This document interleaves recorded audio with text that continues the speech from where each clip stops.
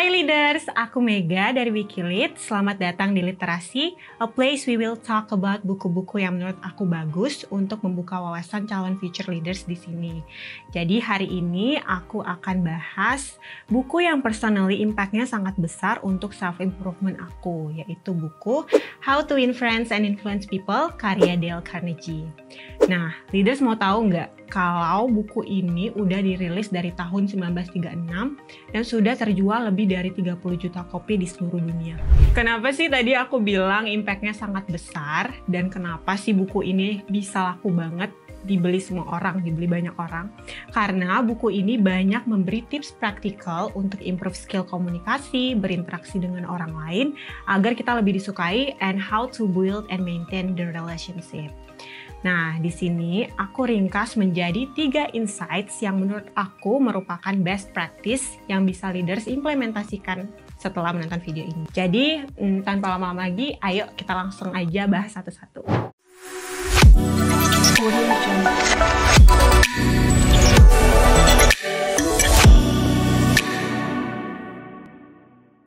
Yang pertama, be a good listener. Why dan kenapa sih kita harus jadi good listener? Karena sejatinya kita sebagai manusia senang dan merasa sangat dihargai jika kita lebih banyak didengarkan.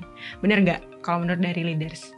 Nah, salah satu psikolog Amerika, Carl Rogers, mengatakan ketika seseorang pembicara melihat pendengar yang bersikap empatik, penuh perhatian, dan tidak menghakimi, mereka lebih rileks berbagi perasaan dan pikiran tanpa khawatir tentang apa yang dipikirkan oleh para pendengar. That's why ini menjadi basic skill yang sangat penting. Nah, tetapi ada beberapa poin yang penting juga nih yang perlu leaders tahu dan perhatikan. Di antaranya, yang pertama, jangan pernah memotong pembicaraan seseorang sebelum dia selesai berbicara. Kemudian, yang kedua, cari topik yang tidak kontroversial seperti hobi atau kegemaran. Nah, sebaiknya para leaders menghindari topik-topik yang bisa menimbulkan perselisihan seperti politik atau hal-hal yang terlalu personal.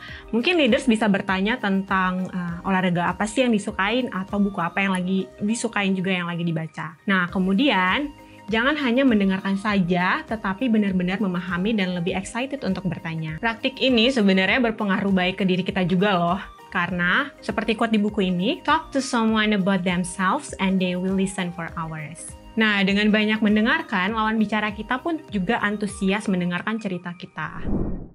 Yang kedua, smile happiness is contagious. Actions speak louder than words. A smile says, I like you, I'm glad to see you. Nah, menurut riset, senyuman itu menular. Ini terbukti ketika kita melihat wajah bahagia, lobus temporalis medial kita atau hippocampus dan amigdala, area yang mencerna emosi dan memori akan aktif sehingga membuat kita turut merasakan emosi yang sama dengan lawan bicara. Selain itu, senyuman juga memberikan afirmasi positif kepada diri kita agar lebih rileks. Pastinya senyum yang kita berikan juga harus tulus ya. And last but not least, yang ketiga, spread positivity.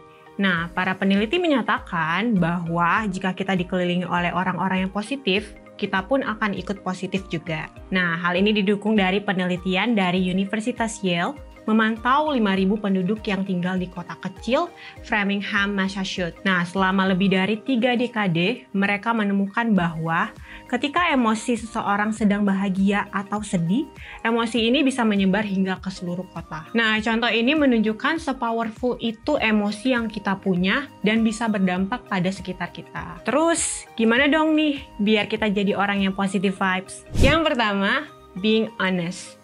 Nah, seperti kata William Shakespeare, no legacy is so rich as honesty. Nah, real case-nya, kita bisa jujur mengakui kesalahan kita ataupun kekurangan yang kita miliki.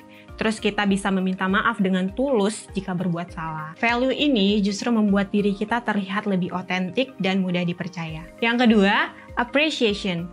People love appreciation. Real case-nya, mungkin kalau kita sebagai leader, kita harus apresiasi setiap anggota kita yang put much effort and their time in the project or task, even mungkin hasilnya nggak semaksimal yang kita ekspektasikan. Tetapi apresiasi ini justru sebagai bentuk penghargaan, sehingga anggota kita merasa dianggap ada dan dihargai keberadaannya. And the last is don't complain and criticize. Criticism is dangerous because it wounds a person's precious pride, hurts his sense of importance and arouses resentment.